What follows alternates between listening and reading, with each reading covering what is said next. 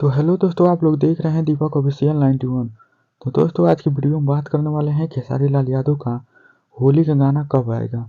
तो दोस्तों, वैसे देखा जाए खेसारी लाल यादव का 2024 में एक के बाद एक धमाकेदार गाना आ रहा है। अब होली भी आने वाला है और खेसारी लाल यादव का अभी तक कोई होली का गाना नहीं आया।